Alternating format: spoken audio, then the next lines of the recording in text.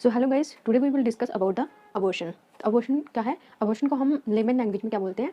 Layman language में हम इसको मिसकैरेज भी बोलते हैं। ठीक है, तो अबॉर्शन क्या है कि जब हमारा फिटस या एम्ब्रियो जो है उसके वाइबिलिटी पीरियड से पहले ही क्या हो जाए, वो डेथ हो जाए उसकी, और वो क्या हो जाए, एक्सपेल आउट हो जाए, या फिर यूट्रस के अंदर ही रहे, लेकिन उसकी क्या हो जाती है, डेथ हो जाती है before the period of viability. अब वाइबिलिटी पीरियड क्या होता है? वो पीरियड जब हमारा फिटस या एम्ब्रियो जो है, अगर उसकी हम डिलीवरी हो जाए उसकी, अगर ठीक है, और उसकी डिलीवरी होने के हो जाए, और वो हम जो एक्सटर्नल इन्वायरमेंट है उसमें अगर वो डिलीवरी होने के बाद वो अगर सर्वाइव कर जाए, ठीक है, तो उसको मतलब अडॉप्ट कर जाए एक्सटर्नल इन्वायरमेंट में, तो उस पीरियड को हम बोलते हैं period of viability. Viability period मतलब वो पीरियड जब हमारा फिटस जो है एक्स्ट्रा यूटेरिन इन्वायरमेंट में क्या कर सके, अडॉप्ट कर सके, अडॉप्टेशन कर सके। ठीक है, तो उसको हम बोलते हैं पीरियड ऑफ वाइबिलिटी। और जनरली पहले तो 28 वीक्स था, लेकिन अब जो नई टेक्नोलॉजी की वजह से क्या है कि जो हमारा पीरियड ऑफ वाइबिलिटी है वो कितना हो गया, 24 वीक्स हो गया। मतलब अगर हम किसी फिटस या किसी बेबी की डिलीवरी अगर हम 24 वीक्स पे उसकी डिलीवरी करवा देते हैं, ठीक है, तो वो क्या है, वो सर्वाइव कर जाएगा एक्स्ट्रा यूटेरिन इन्वायरमेंट में, वो सर्वाइव कर जाएगा with the help of ventilator and various other technology की हेल्प से वो सर्वाइव कर जाएगा। ठीक है, तो डेफिनेशन क्या है अबॉर्शन की? It is termination of pregnancy before the period of viability, that is 24 weeks. तो अबॉर्शन क्या है कि प्रेगनेंसी का टर्मिनेट हो जाना, वाइबिलिटी पीरियड से पहले ही प्रेगनेंसी का टर्मिनेट हो जाना, उसको हम क्या बोलते हैं, अबॉर्शन बोलते हैं। मतलब अगर किसी फिटस अगर कोई फिटस जो है 24 वीक से पहले वो क्या हो जाए, उसका टर्मिनेशन हो जाए, तो हम उसको बोलेंगे अबॉर्शन। और अगर वही फिटस की डिलीवरी अगर 24 वीक्स के बाद हो रही है, ठीक है, तब हम उसको अबॉर्शन नहीं बोलेंगे। अगर 24 वीक्स के बाद हो रही है, मतलब पीरियड ऑफ वाइबिलिटी के बाद अगर किसी फिटस का अबॉर्शन हो रहा है, ठीक है, टर्मिनेशन हो रही है, तब हम उसको क्या बोलेंगे, स्टिल बर्थ बोलेंगे। मतलब फिटस की अगर किसी भी फिटस की डेथ जो है आफ्टर 24 वीक्स के बाद अगर हमें देखने को मिलेगी, तो उस चीज को हम क्या बोलते हैं, स्टिल बर्थ बोलते हैं। ठीक है, उसको अबॉर्शन नहीं बोलेंगे। ठीक है, सेकंड वन डेफिनेशन क्या है इसकी? एक्सपल्शन ऑफ डेड फिटस या embryo just before 24 weeks and weight 600 greater than 600 grams. तो इसकी क्या डेफिनेशन है कि अगर फिटस का या एम्ब्रियो का एक्सपल्शन 24 वीक से पहले हो जाए, और उस 24 वीक्स पे उसका वेट जो है अगर 600 ग्राम से ज्यादा है, तो उस चीज को हम क्या बोलेंगे, अबॉर्शन बोलेंगे। ये अकॉर्डिंग टू WHO के अकॉर्डिंग है। जो हमारे अबॉर्शन है वो मेजोरिटी ऑफ द अबॉर्शन जो है वो कब होते हैं, हमारे फर्स्ट ट्राइमेस्टर में देखने को मिलते हैं। ठीक है, तो फर्स्ट ट्राइमेस्टर में भी क्योंकि किसकी वजह से देखने को मिलते हैं, जेनेटिक का जो है मेन रिस्पॉन्सिबल होता है फर्स्ट ट्राइमेस्टर में। तो जो अबॉर्शन हमें फर्स्ट ट्राइमेस्टर में देखने को मिलते हैं उनको हम बोलते हैं अर्ली मिसकैरेज। उनको क्या बोलते हैं, अर्ली मिसकैरेज। और वो अबॉर्शन जो हमें आफ्टर 13 वीक्स के बाद देखने को मिलेगा उसको हम बोलेंगे लेट मिसकैरेज। ठीक है, now the aetiology of abortion. Abortion की इटियोलॉजी क्या है, मतलब क्यों जो है अबॉर्शन, क्यों, किसकी वजह से, क्या कारण है, क्या फैक्टर्स हैं जिसकी वजह से अबॉर्शन हो जाता है। ठीक है, तो मेनली यहाँ पे फिटल और मैटरनल फैक्टर्स हैं जो क्या है रिस्पॉन्सिबल है अबॉर्शन के लिए। ठीक है, तो फिटल फैक्टर्स में सबसे पहले आता है जेनेटिक फैक्टर्स। ठीक है, जेनेटिक मतलब कोई भी क्रोमोसोम में अगर फिटस के क्रोमोसोम में कोई डिफेक्ट होगा, ठीक है, कोई भी क्रोमोसोम में डिफेक्ट होगा, तो उसकी वजह से भी क्या हो सकता है, अबॉर्शन हो सकता है। ठीक है, जेनेटिक जो है मोस्ट कॉमन काज जो है फर्स्ट ट्राइमेस्टर में जो अबॉर्शन होते हैं वो मेनली क्यों होते हैं, जेनेटिक काज की वजह से ही होते हैं। अगर किसी लेडी का फर्स्ट ट्राइमेस्टर में अबॉर्शन हुआ है, तो उसका जो हम बोल सकते हैं कि उसको हम कह सकते हैं कि उसका जो कारण होगा वो जेनेटिक काज ही होगा, क्योंकि मोस्टली जो 50% जो अबॉर्शन है फर्स्ट ट्राइमेस्टर में वो जेनेटिक काज की वजह से देखने को मिलते हैं। और जेनेटिक काज किसमें, फिटस में जेनेटिक एबनॉर्मलिटीज होंगी। ठीक है, फिटस में जेनेटिक एबनॉर्मलिटीज, क्रोमोसोमल एबनॉर्मलिटी होने की वजह से क्या होगा कि उसका अबॉर्शन फिटस जो है उसकी टर्मिनेशन हो जाएगा। ठीक है, तो जेनेटिक में सबसे पहले आता है हमारे पास पोलीप्लाइडी। ठीक है, पोलीप्लाइडी का मतलब क्या होता है कि नॉर्मली हमारे पास 46 क्रोमोसोम का सेट, 46 क्रोमोसोम होते हैं, मतलब 2 सेट क्रोमोसोम के होते हैं। लेकिन अगर 2 से ज़्यादा अगर सेट हो जाए, मतलब मान लो हमारे पास 46 है, 46 क्रोमोसोम है, मतलब 23 के करके होते हैं हमारे पास। ठीक है, ये एक सेट होगी, 2 सेट होगी, 2 सेट होते हैं नॉर्मली। अगर इसमें 23 एक को 23 ऐड हो जाए, ठीक है, तो 69 क्रोमोसोम हो जाएंगे। तो इसमें क्या होगा कि एक सेट और इंक्रीज हो गया, तो इस चीज को हम क्या बोलते हैं, पोलीप्लाइडी बोलते हैं। ठीक है, दिस वन इज पोलीप्लाइडी। अब मोनोसोमी क्या है कि अगर क्रोमोसोम जो है मान लो क्रोमोसोम है, ठीक है, हमारे कोई क्रोमोसोम है, किसी एक क्रोमोसोम की बात लेंगे। यहाँ पे हमने पूरे क्रोमोसोम की बात की, पूरे सेट की बात की। अब हम मोनोसोमी में किसी एक क्रोमोसोम को लेंगे। ठीक है, मान लो हमने कोई नंबर का क्रोमोसोम, थर्ड नंबर का क्रोमोसोम ले लिया हमने। ठीक है, थर्ड नंबर के क्रोमोसोम को क्या होगा कि नॉर्मली हमारे पास हर क्रोमोसोम के, थर्ड क्रोमोसोम के दो सेट होते हैं, मतलब 2 स्ट्रैंड्स होते हैं। ठीक है, ठीक है, पेयर्स में होते हैं ना क्रोमोसोम, थर्ड वाले के भी 2 होंगे। ठीक है, तो अगर इसमें से एक जो है मिसिंग हो जाए, मतलब अगर एक मदर वाला होता है, एक फादर वाला होता है, और इन दोनों में से कोई एक जो है मिसिंग हो जाए, मतलब एक जो है कम हो जाए स्ट्रैंड, तो हम इस चीज को क्या बोलेंगे, हम मोनोसोमी बोलेंगे। ठीक है, वैसे ही ट्राइसोमी क्या होता है कि मान लो कोई भी क्रोमोसोम है, मान लो हमने 21 नंबर का क्रोमोसोम ले लिया। ठीक है, अगर उसके 2 वो होते हैं, 2 स्ट्रैंड होते हैं, अगर 2 के बजाय अगर 3 हो जाए, तो हम उसको क्या बोलेंगे, ट्राइसोमी बोलेंगे। ठीक है, ट्राइसोमी का मतलब है किसी एक क्रोमोसोम में ही जो उसका जो पेयर है उसमें गड़बड़ हो रही है, पेयर की बजाय वो 3 हो जा रही है, मतलब तब हम उसको ट्राइसोमी बोलेंगे। और पोलीप्लाइडी मतलब इतना सेट है, होल सेट ऑफ क्रोमोसोम, मतलब 46 जैसे हमारे पास 46 होते हैं। ठीक है, 23 एक सेट हो गया, एक सेट 23 हो गया। अगर इन सब क्रोमोसोम का मतलब 23 के 23 क्रोमोसोम का ही एक अलग सेट हमें देखने को मिल जाएगा, तो उसको हम क्या बोलेंगे, पोलीप्लाइडी बोलेंगे। ठीक है, ट्राइसोमी में हमें मोस्ट कॉमन का जो है जो अबॉर्शन के लिए रिस्पॉन्सिबल है, मोस्ट कॉमन जो है क्रोमोसोम, वो 16 क्रोमोसोम जो है, अगर इसकी ट्राइसोमी होगी तो फर्स्ट ट्राइमेस्टर में क्या होगा कि अबॉर्शन हो सकता है। ठीक है, fourth one is translocation. Genetic में है, पहला पोलीप्लाइडी पढ़ा हमने, second one is monosomy, third is trisomy, and fourth is translocation. Translocation क्या होता है कि जब हमारा मान लो ये हमारा कोई एक क्रोमोसोम है, ठीक है, इसके बहुत सारे जीन्स हैं। ठीक है, ट्रांसलोकेशन का मतलब है कि मान लो अगर कोई ये जीन है, ये वाली पर्टिकुलर जीन जो है यहाँ से हटके वो किसी दूसरी जगह पे जाके चली जाएगी और यहाँ की जीन जहाँ यहाँ पे आ जाएगी, ये वाली जीन यहाँ पे चली जाएगी और ये वाली जीन यहाँ पे आ जाएगी। तो इस चीज़ को हम बोलते हैं ट्रांसलोकेशन। अगर ये किसी फिटस के क्रोमोसोम में अगर हमें ट्रांसलोकेशन देखने को मिल रही है तो उसकी वजह से भी क्या हो सकता है, अबॉर्शन हो सकता है। ठीक है। Third one is deletion. Deletion का मतलब है कि सिंपली कोई मान लो ये कोई क्रोमोसोम है हमारा, ठीक है, इसके ऊपर जीन्स हैं, बड़े सारे जीन्स हैं, ठीक है, और यहाँ पे अगर कोई जीन जो है एक पर्टिकुलर जीन ही यहाँ से डिलीट हो जाए, ठीक है, तो उसको हम क्या बोलेंगे, डिलीशन। अगर फिटस के क्रोमोसोम में अगर हमें डिलीशन देखने को मिल रही है या फिर ट्रांसलोकेशन देखने को मिल रही है, ठीक है, या फिर ट्राइसोमी देखने को मिल रही है या फिर मोनोसोमी देखने को मिल रही है या फिर पॉलीप्लाइड देखने को मिल रही है, तो इन सब की वजह से क्या हो सकता है, अबॉर्शन हो सकता है। ठीक है। Second one is multiple pregnancy. अगर मल्टीपल प्रेगनेंसी हम फिटल फैक्टर्स पढ़ रहे हैं, ठीक है, तो फिटल फैक्टर में सेकंड वन आएगा मल्टीपल प्रेगनेंसी। अगर फिटस ही 2 हो जाए, ठीक है, या फिर 2 से ज़्यादा हो जाए, तो क्या होगा कि फिटस 2 होने की वजह से क्या होगा कि जो हमारा यूट्रस में जो स्ट्रेचिंग इफेक्ट पड़ेगा, स्ट्रेचिंग इफेक्ट की वजह से क्या होगा कि सर्विक्स जो है ओपन हो सकता है, ठीक है, और क्या हो सकता है, अबॉर्शन हो सकता है। ठीक है। मल्टीपल प्रेगनेंसी में क्या होगा कि हमें एक और फैक्टर देखने को मिलता है कि अबॉर्शन क्यों हो जाता है, क्योंकि मल्टीपल प्रेगनेंसी में क्या होगा कि हमें एक ट्विन ट्रांसफर सिंड्रोम देखने को मिलती है। ठीक है। ट्विन ट्रांसफर सिंड्रोम क्या होगा कि एक फिटस को ज़्यादा न्यूट्रिएंट और ब्लड सप्लाई मिलेगी और दूसरे को नहीं मिलेगी, और जो पहला वाला होगा वो उसी से क्या करेगा, न्यूट्रिशन जो है ड्राइव करेगा, लेगा। ठीक है। तो पहला एक जो है वो बिल्कुल कमजोर हो जाएगा और दूसरा जो है वो हैवी हो जाएगा। तो जो बिल्कुल कमजोर रहेगा, जिसको कुछ न्यूट्रिशन वगैरह नहीं मिलेगा, तो उसकी डेथ हो जाएगी। तो वो भी क्या है, अबॉर्शन ही है। ठीक है। तो मल्टीपल प्रेगनेंसी क्या है, इस तरह से अबॉर्शन को लीड करती है। ठीक है। Third one is faulty placenta formation. अगर प्लेसेंटा भी गलत बना है, मतलब अगर उसकी फॉर्मेशन प्रॉपर्ली नहीं हुई है, जैसे प्लेसेंटा सर्कमवेलेट बना है, ठीक है, बहुत ज़्यादा थिन प्लेसेंटा है, ठीक है, बहुत बड़ा प्लेसेंटा है, बहुत थिन प्लेसेंटा है, तो उसकी वजह से क्या होगा कि फिटस को न्यूट्रिशन प्रॉपर्ली नहीं मिलेगी और क्या हो जाएगा, उसका टर्मिनेशन हो जाएगा। ठीक है। Fourth one is twins of hydramnios. मतलब उसमें क्या है कि हाइड्रोएमनियोस भी किसी लेडी में और उसको साथ में ट्विंस भी हैं। ठीक है। तो क्या होगा कि हाइड्रोएमनियोस क्या होता है कि हमारा एमनियोटिक फ्लूइड जो है वो नॉर्मल अमाउंट से ज़्यादा जितना होना चाहिए 2500 ml से, जो टर्म पे 2500 ml से ज़्यादा देखने को मिलेगा अगर, तो उसको हम क्या बोलेंगे, हाइड्रोएमनियोस बोलते हैं। ठीक है। पॉलीहाइड्रोएमनियोस या हाइड्रोएमनियोस बोलते हैं। ठीक है। हाइड्रोएमनियोस के साथ साथ अगर उसको ट्विंस भी हैं, ठीक है, तो क्या होगा, स्ट्रेचिंग इफेक्ट दोनों की वजह से क्या होगा, यूट्रस पर स्ट्रेचिंग इफेक्ट पड़ेगा और अबॉर्शन हो सकता है। ठीक है। Fifth one is blighted ovum. मतलब ओवम जो है उसमें न्यूक्लियस ही नहीं होगा, ठीक है, उसमें क्रोमोसोम ही नहीं होंगे, तो क्या होगा कि जब उसकी फर्टिलाइजेशन होगी तो अबॉर्शन हो जाएगा। ठीक है। ये पढ़े हमने फिटल फैक्टर्स। नो, अब हम पढ़ेंगे मेटरनल फैक्टर्स की। मेटरनल फैक्टर्स कौन कौन से हैं जिसकी वजह से अबॉर्शन जो है हो सकता है। ठीक है। तो सबसे पहले आता है हमारे पास इसमें endocrine and metabolic factors. Endocrine मतलब हार्मोनल्स और मेटाबॉलिक मतलब जो हमारा मेटाबॉलिज्म होता है नॉर्मली, जैसे डायबिटिक, अगर डायबिटीज हो रही है तो डायबिटीज में क्या होता है कि हमारा ग्लूकोज लेवल इंक्रीज होता है, मतलब हमारा मेटाबॉलिज्म जो है उसमें कोई प्रॉब्लम है। एंडोक्राइन मतलब हमारे हार्मोनल में हार्मोन्स में कोई प्रॉब्लम है। ठीक है।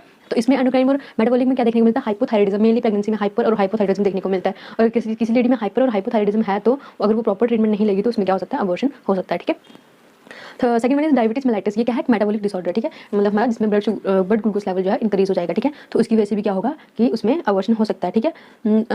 Third one is luteal phase defect. Luteal phase defect क्या होगा कि जो हमारी ल्यूटिल फेज होती है, मेंस्ट्रुअल साइकिल के ल्यूटिल फेज में क्या होगा, उसमें क्या होगा कि जो हमारा प्रोजेस्टेरोन है वो सफिशिएंट अमाउंट में नहीं बनेगा। ठीक है। कम बनेगा। तो जो प्रोजेस्टेरोन कम बनेगा तो क्या, प्रोजेस्टेरोन क्या करता है, हमारी प्रेगनेंसी को मेंटेन करके रखता है। ठीक है। तो अगर प्रोजेस्टेरोन नहीं बनेगा तो क्या होगा कि अबॉर्शन हो जाएगा। ठीक है।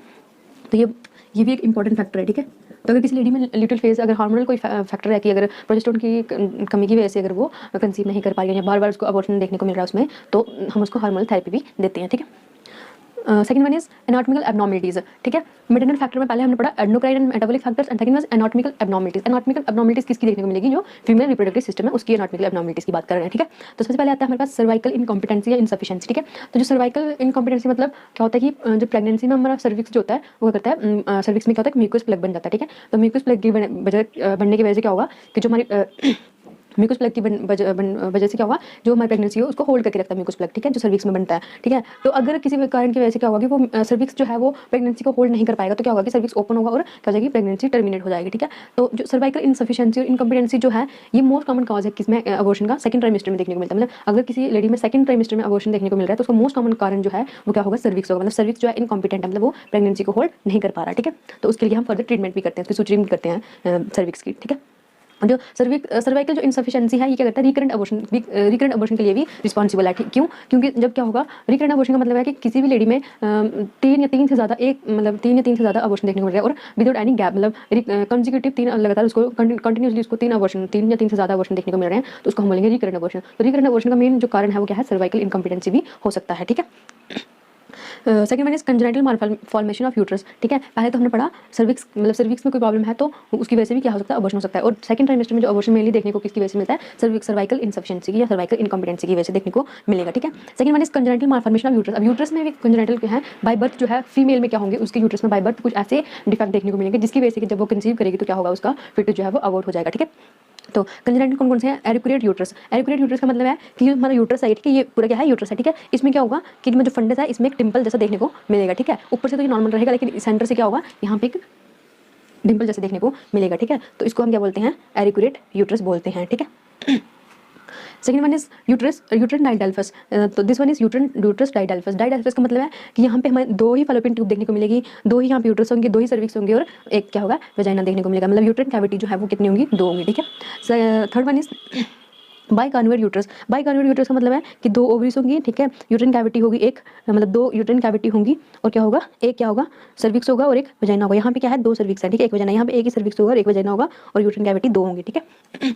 Third one is unicornuate uterus. Unicornuate का मतलब है कि जैसे ये बाइकान्वेट, मतलब इधर और इधर दोनों साइड क्या है, यूट्रन कैविटी है। यूनिकॉन्वेट में मतलब एक ही फॉलोपियन ट्यूब से एक यूट्रस बनेगा, ठीक है, और दूसरी फॉलोपियन ट्यूब डेवलप नहीं होगी और ना ही उससे कोई यूट्रस बनेगा। This one is unicornuate uterus. Septate uterus. Septate uterus कैसा है, मतलब ये हमारा क्या है, ये हमारा एरिकुलेट है और सेप्टेड यूट्रस में क्या है कि एक कैसा सेप्टम बन जाएगा, ठीक है, सॉलिड सेप्टम देखने को मिलेगा। एरिकुलेट उसमें ये डिफरेंस है, एरिकुलेट में हल्का सा सिर्फ ऐसे डिप्रेशन देखने को मिलता है, सिर्फ ऐसे हल्का सा, ठीक है, लेकिन सेप्टेड में एक सेप्टम देखने को मिलेगा, एक दीवार जैसी बन जाएगी इसके अंदर, ठीक है। This one is septate uterus, ठीक है। तो अगर यहाँ पे अगर फिटस इम्प्लांट होता है तो वो प्रॉपर्ली इम्प्लांट नहीं कर पाएगा, ठीक है, तो फिर उसकी वजह से क्या होगा कि उसका अबॉर्शन हो सकता है, ठीक है।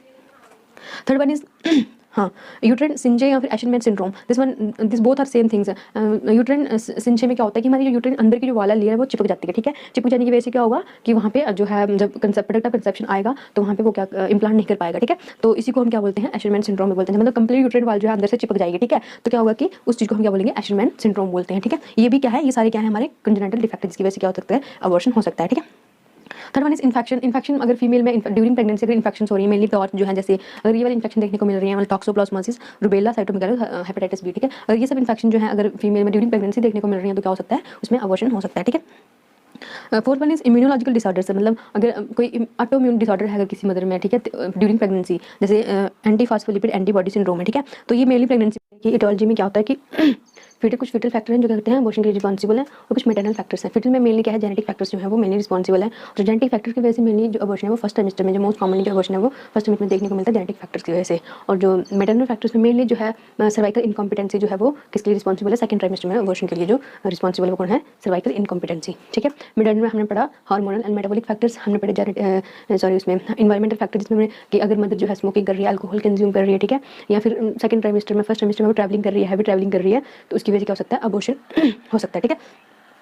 और क्या पढ़ा हमने उसमें पढ़ा कि hormonal factor, metabolic factor, environmental factors पढ़े हमने उसमें, ठीक है। और क्या पढ़े हमने, कंजेनिटल कुछ जो थे एबनॉर्मलिटीज़ जो थी वो पढ़ी हमने, एनाटॉमिकल डिफेक्ट जो थे यूट्रस के वो पढ़े हमने, ठीक है।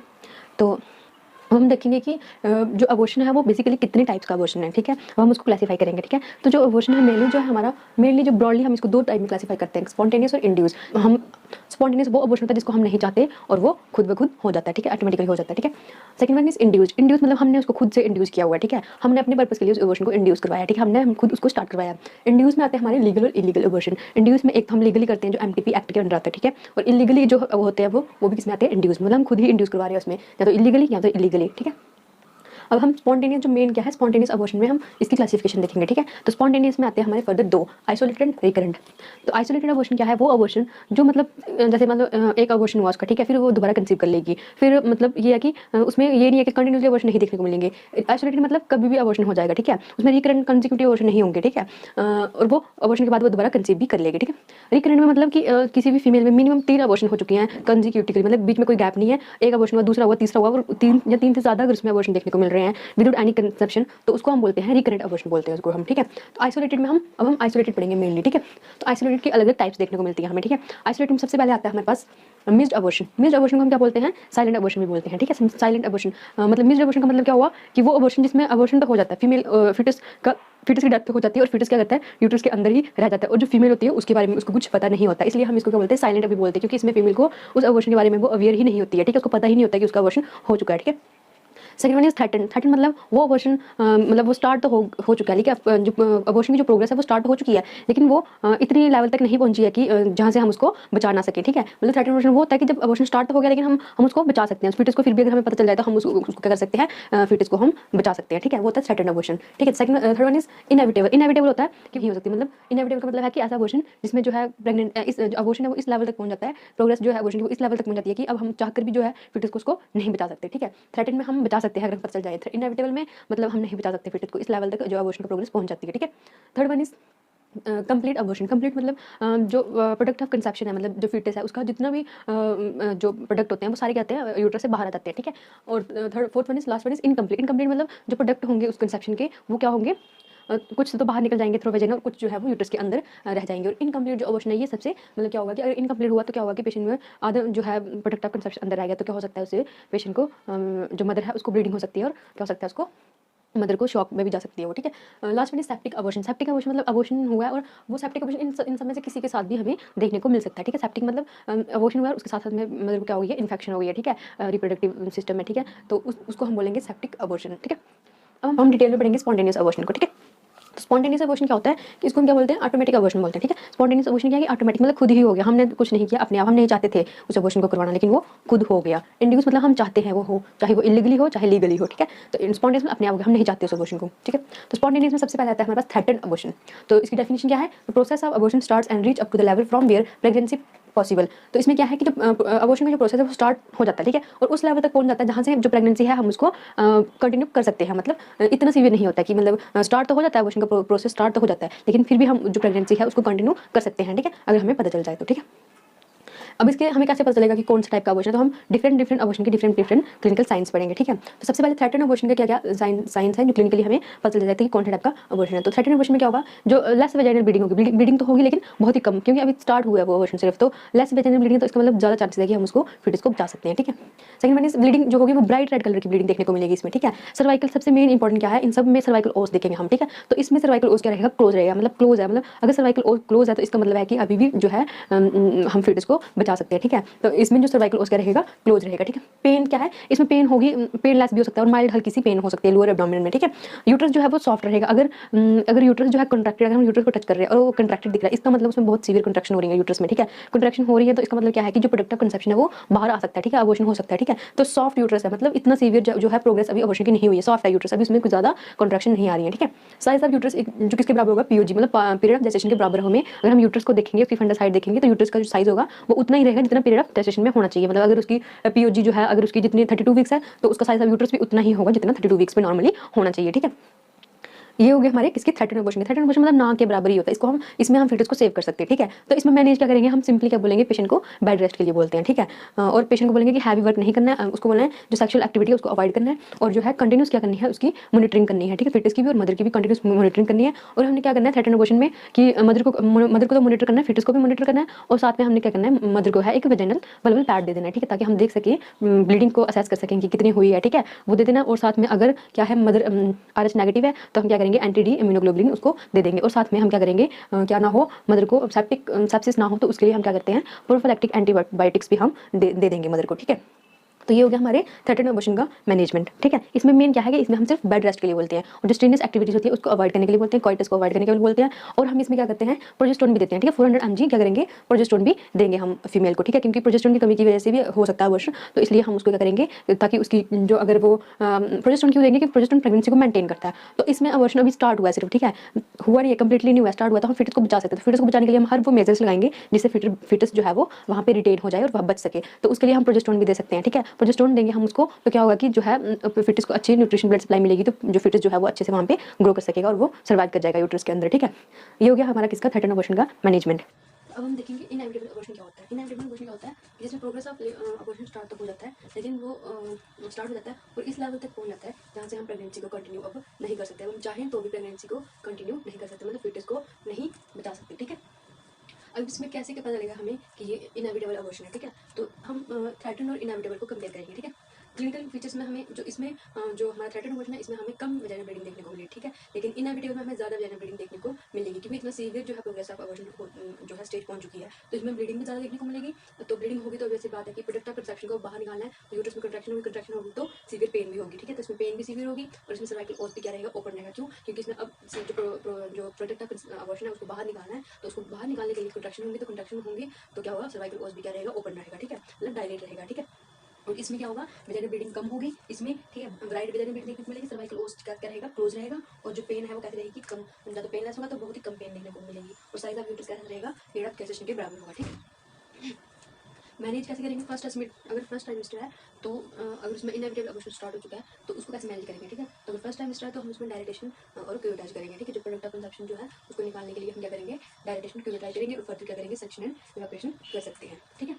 अगर सेकंड ट्राइमेस्टर है तो फिर प्रोडक्ट ऑफ कंसेप्शन जहाँ जो अबॉर्शन जो है वो स्टार्ट हो चुका है, अब हम उसको बचा तो नहीं सकते, लेकिन बचा नहीं सकते लेकिन हम उसको रख भी नहीं सकते अंदर, क्योंकि अगर उसको अंदर रखा तो क्या होगा, सीवियर ब्लीडिंग होगी और मदर को जो है शॉक में जा सकती है मदर, ठीक है। और उसमें सेप्सिस भी हो सकता है, ठीक है। तो इसलिए हम उसको मैनेज करेंगे। अब हम उसको प्रोडक्ट ऑफ कंसेप्शन है जो उसको रिमूव करेंगे, तो कैसे करेंगे, फर्स्ट ट्राइमेस्टर में ऐसे करेंगे, डायरेक्टेशन क्यूरेटाइज करेंगे, और सेकंड ट्राइमेस्टर में हम क्या करेंगे, ऑक्सीटोसिन देंगे, और जैसे हम नॉर्मल डिलीवरी में ऑक्सीटोसिन देते हैं और जो कंट्रैक्शन होती है यूट्रस में, फिर जो प्रोडक्ट ऑफ कंसेप्शन जो बाहर निकलता है, तो इसमें भी हम ऑक्सीटोसिन देंगे 10 इंटरनेशनल यूनिट देंगे 100 ml एनएस में डाल के, और किस रेट पे देंगे, 60 ड्रॉप पर मिनट में हम उसको क्या करेंगे, ऑक्सीटोसिन इन्फ्यूज करेंगे। और ऑक्सीटोसिन क्या करेगा, यूट्रस कंट्रैक्शन स्टिमुलेट करेगा, और क्या होगा, जो प्रोडक्ट ऑफ कंसेप्शन है, जो फिटस जो है जिसकी डेथ हो चुकी है, जो अभी मतलब बाहर स्टार्ट हो चुका है, सीवियर अबॉर्शन हो चुका है, फिटस की डेथ हो चुकी है, अब वो ऑक्सीटोसिन की हेल्प से क्या होगा, कंट्रैक्शन होंगे, कंट्रैक्शन होने से क्या होगा, प्रोडक्ट ऑफ कंसेप्शन जो है वो बाहर निकल जाएगा और फीमेल को सीवियर ब्लीडिंग जो है वो नहीं होगी, ठीक है।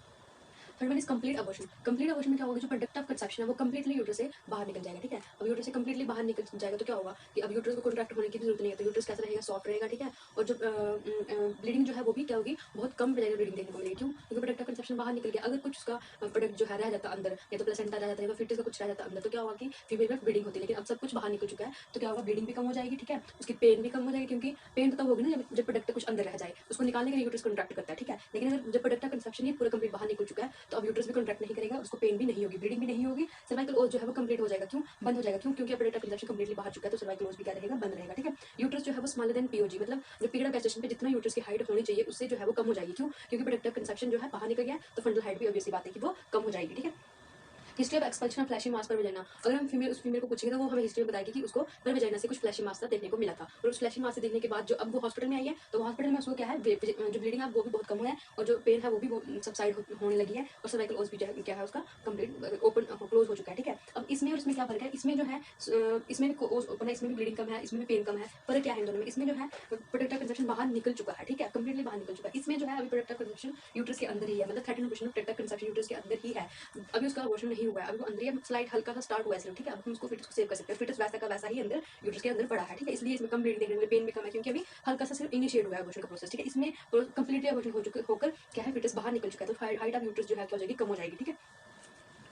मैनेज कैसे करेंगे, इसमें मैनेज क्या, इसमें मैनेजमेंट की कोई ज़्यादा जरूरत नहीं, क्योंकि इसमें खुद ही बाहर निकल चुका है प्रोडक्ट ऑफ कंसेप्शन। अबॉर्शन का मैनेजमेंट क्या है, तो ब्लीडिंग है उसको मैनेज करेंगे, ठीक है। तो प्रोडक्ट ऑफ कंसेप्शन जो है अंदर जो रह चुका है अबॉर्शन के टाइम पे उसको बाहर निकालेंगे, क्यों, अगर वो अंदर गया तो क्या होगा, मदर में सेप्सिस हो सकता है, ठीक है, ब्लीडिंग हो सकती है उसमें, ठीक है, मदर में, और उसमें शॉक हो सकता है, फीमेल की डेथ भी हो सकती है, इसलिए इसको मैनेज करना बहुत जरूरी है, ठीक है। तो अगर कंप्लीटली निकल चुका है तो उसमें ब्लीडिंग भी नहीं होगी, पेन भी नहीं होगी, ठीक है। फिर भी अगर हम ब्लीडिंग को असेस करेंगे, अगर ज़्यादा हुई है तो हम उसको क्या कर सकते हैं, ब्लड ट्रांसफ्यूजन कर सकते हैं, ठीक है। और अगर हमें लग रहा है कुछ रह गया अंदर, फिर भी हम क्या करेंगे, टीवीएस ट्रांसजेंडर सोनोग्राफी करेंगे, और अगर हमें कुछ दिख रहा है उसमें रह गया है तो हम क्या करेंगे, उसको क्यूरेटाइज से निकाल देंगे, ठीक है। और अगर मदर आरएच नेगेटिव है तो क्या करेंगे, हम एंटी इम्यूनोग्लोबुलिन दे देंगे, ठीक है। एंटी इम्यूनोग्लोबुलिन हम हर आरएच नेगेटिव मदर को देते हैं, चाहे उसका अबॉर्शन हो गया, चाहे वो कंसीव अभी प्रेग्नेंट है नहीं है, तब भी हम उसको देंगे, अबॉर्शन के बाद भी देते हैं, ठीक है, ताकि नेक्स्ट जो फिटस है उसका अबॉर्शन ना हो, क्योंकि उसमें एंटीबॉडीज बन चुकी होंगी, ठीक है। तो अगर नेक्स्ट जो फिटस आएगा तो क्या हो सकती है, उसकी अबॉर्शन हो सकता है उसका, ठीक है। इसलिए हम एंटी इम्यूनोग्लोबुलिन हर आरएच नेगेटिव मदर को देते हैं, और हर अबॉर्शन के मैनेजमेंट में हम क्या उसको प्रोफिलैक्टिक एंटीबायोटिक्स देंगे ही देंगे, ठीक है, ताकि मदर को सेप्सिस ना हो, तो सब केस में देंगे, इसमें भी देंगे, इसमें भी देंगे, और कंप्लीट अबॉर्शन में इसमें भी हम क्या करेंगे, एंटीबायोटिक